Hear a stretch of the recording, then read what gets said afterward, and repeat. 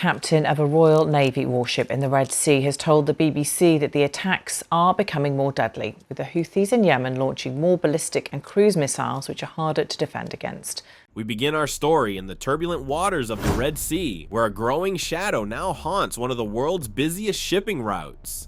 Houthi rebels, long a regional force in Yemen, have escalated their campaign to new and deadly levels. For the first time in this conflict, lives have been lost at sea. It was once believed that piracy and missile strikes on civilian ships were relics of history, outdated threats from a bygone era. That assumption has been shattered. In the 21st century, the Red Sea, a critical artery of global commerce, has transformed into a war zone. This isn't a tale of cannonballs and mutiny. It's one of precision-guided missiles, Iranian supplied drones, and a narrow maritime corridor that has become the most dangerous stretch of water on Earth. Every freighter stalled offshore, every delayed shipment, every empty store shelf in Europe or price spike in the United States now traces back to a hidden conflict throttling global trade. It began in late 2023 when the Houthis, an Iranian-backed militant group in Yemen, declared war on international shipping. They claimed their attacks were aimed at Israeli-affiliated vessels in response to the Gaza conflict, but their missiles told a different story. Targets included Greek tankers, Chinese cargo ships, Japanese vessels, and even a Bangladeshi freighter carrying grain. Civilian sailors quickly found themselves on the front lines of a dangerous proxy war. In just a few short months, over 100 attacks were recorded. As 2025 began, it was clear this was no localized conflict. It was a full-blown disruption of the global supply chain. The Red Sea isn't just a stretch of water, it's a lifeline for world trade. It links the Mediterranean to the Indian Ocean via the Suez Canal, a passage through which 15% of global trade flows. But to get there, ships must first pass the el-Mandeb Strait directly alongside Yemen, and thanks to the Houthi campaign, that choke point has become almost impassable. Major shipping giants like Maersk, MSC, Hapag-Lloyd, and CMA CGM were the first to act, rerouting vessels away from the Red Sea. By January 2025, traffic through the Suez Canal had collapsed by more than 60%. As the Red Sea became too dangerous to traverse, ships began taking a long detour, sailing south around Africa's Cape of Good Hope. This new normal added over 4,000 miles and 10 to 14 days to each trip. The consequences rippled across the globe. Fuel costs soared, schedules collapsed. Cargo that was supposed to arrive in February reached ports in March. Car parts headed to US factories sat adrift off Madagascar. Even humanitarian aid, food, medicine, disaster relief was delayed by weeks. What began as a regional security crisis quickly became a global economic emergency. The cost of ocean freight skyrocketed. Spot prices for containers between Asia and Europe more than doubled. Insurance premiums, already high, tripled for ships entering the Red Sea. Some insurers stopped offering coverage altogether. Even ships escorted by US, UK, and French naval forces weren't safe. Missiles struck a Liberian fuel tanker, killing 3 crew members. Another hit a container ship loaded with auto parts bound for Spain. The message was unmistakable.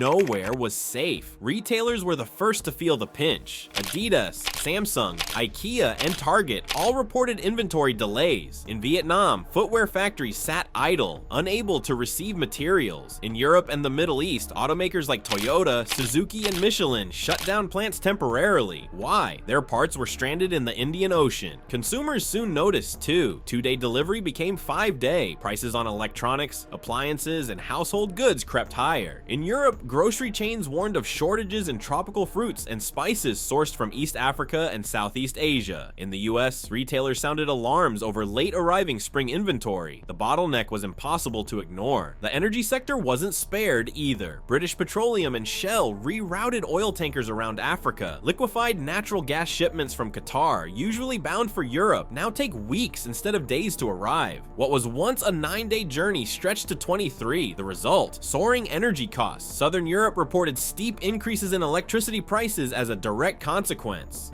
But the crisis doesn't stop at sea. It stretches all the way into global infrastructure. Ports like Tangier, Algeciras, and Rotterdam struggled to absorb the flood of rerouted cargo. Containers stacked up. Chassis shortages became routine. Warehouses overflowed. Maersk alone ordered an additional 125,000 containers to keep up. Air freight and rail saw sudden surges as companies scrambled for alternatives. But these options were expensive and limited in capacity. Each detour cost an extra $1 million in fuel for mega container ships. Multiply that by hundreds of ships, and you get a silent, staggering tax on world trade. Economists at the European Central Bank estimated the Red Sea crisis could add nearly 1% to goods inflation in Europe. JP Morgan warned that if disruptions continued through Q3, global inflation could rise by 0.5%. This isn't a forecast, it's reality. Air cargo volume from South Asia to Europe surged by nearly 30%. Rail shipments along the Eurasian corridor hit their highest level since the pandemic, yet nothing could match the capacity of sea freight. Even the International Maritime Organization acknowledged there's no scalable substitute for Red Sea shipping in the short term. Meanwhile, Egypt, the nation operating the Suez Canal, faced its own economic disaster. The canal typically brings in nearly $10 billion annually. With transits down by over 60%, Cairo's income from shipping tolls has cratered. The government is now pursuing emergency loans just to cover debt and maintain food subsidies. The Red Sea crisis has revealed a structural vulnerability in global trade. A handful of choke points, when disrupted, can shake the entire system. Ports across Europe are under pressure. Logistics companies are struggling to adapt. Shipping executives admit privately the post-pandemic recovery is not just at risk, it's unraveling. And behind it all is a rebel group with limited resources but devastating reach. The Houthis have succeeded where conventional military forces failed. By threatening just one corridor, they've forced insurers to hike premiums, rerouted global shipping lanes, and undermined confidence in international logistics. Western airstrikes, dozens of them, have hit radar sites, drone launchers, and missile platforms in Yemen, but the threat hasn't gone away. Analysts say the Houthis are winning through fear. They don't need to hit every ship, just enough to make shipping executives think twice, and that they've done. Most carriers now say they won't return to the Red Sea anytime in 2025. What comes next? In a best-case scenario, a ceasefire is brokered, attacks stop, naval escorts create temporary safe corridors, the Suez route reopens, freight prices stabilize, global supply chains breathe a sigh of relief. But the worst-case scenario is already taking shape. Continued attacks, deepening conflict, potential involvement from Iran, and possibly even targeting of Israeli shipping routes. In that world, the Red Sea remains a no-go zone indefinitely, and global trade is permanently altered. Some experts argue we've already crossed that threshold. Shipping firms are now redesigning trade routes from scratch, investing in redundancy over efficiency. The age of just-in-time logistics is giving way to a new model, just in case. As one European shipping executive put it, we've learned the hard way that one rebel group with a few drones can cost the global economy billions. That changes everything, and indeed, it already has.